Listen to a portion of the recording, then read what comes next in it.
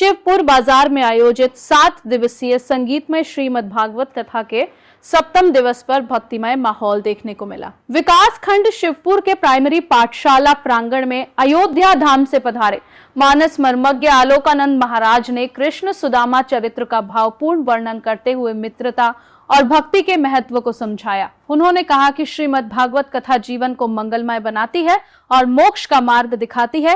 कथा के दौरान बड़ी संख्या में श्रद्धालु उपस्थित रहे और अमृतमयी वाणी सुनकर भाव विभोर हो गए। बहराइच से संवाददाता पुरुषोत्तम लाल पाठक की रिपोर्ट।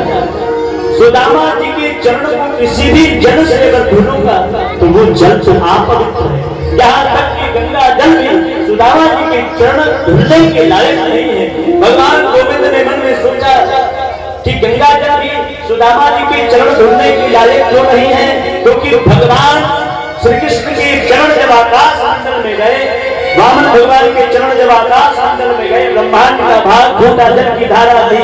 उस जल की धारा में भगवान वामन के चरण का प्रक्षालन हुआ था।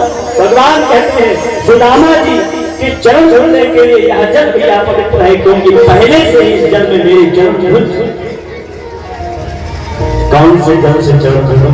तो भगवान गोविंद इतना रोए सुदामा जी को देख करके, इतना रोए भगवान गोविंद कि भगवान गोविंद के अश्रु जल से ही सुदामा जी के चरण का प्रक्षालन, अपने आंसुओं से भगवान ने सुदामा जी के चरण का प्रक्षालन। और तो कहते ना, कोई व्यक्ति यात्रा करके आवे, किसी के पैरों में खूब दर्द हो तो नमक और गर्म जल से जब चरण से दूर हो जाती है।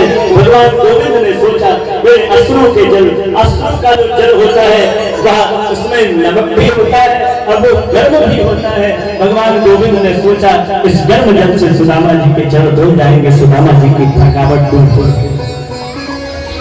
पैरों में लगे हुए कांटों को, चुभे हुए कांटों को भगवान ने अपने मुख से सुंदर स्वागत किया। सुदामा जी को नए वस्त्र पहनाए, फटे पुराने कपड़े बदले। अरे ये फटे पुराने कपड़े पहन करके आए, सुंदर स्वागत किया सुदामा का। फटे पुराने कपड़े हटा करके सुंदर सुंदर वस्त्र पहनाए, सुंदर सेवा करी, आरती की थाल मंगाई, सुंदर आरती उतारी। भगवान गोविंद सुदामा जी की आरती उतारते हुए और महाराज एक माताओं से कहते हैं मेरा मित्र आया है, आकर के आप सभी प्रणाम करके मेरे मित्र से आशीर्वाद प्राप्त करो। माता रुक्मिणी पधारी, चरणों में प्रणाम किया। रुक्मिणी ने आशीर्वाद दिया सुदामा जी ने, सौभाग्यवती भव। फिर माता जाम्बवती आई, आशीर्वाद दिया, सौभाग्यवती भव। फिर माता सत्यभामा आई, आशीर्वाद दिया, सौभाग्यवती भव। माता कालिंदी आई, आशीर्वाद दिया। माता भद्रा आई, माता लक्ष्मण आई। सुदामा जी ने देखा कितनी माताएं हैं, अरे क्या लीला है।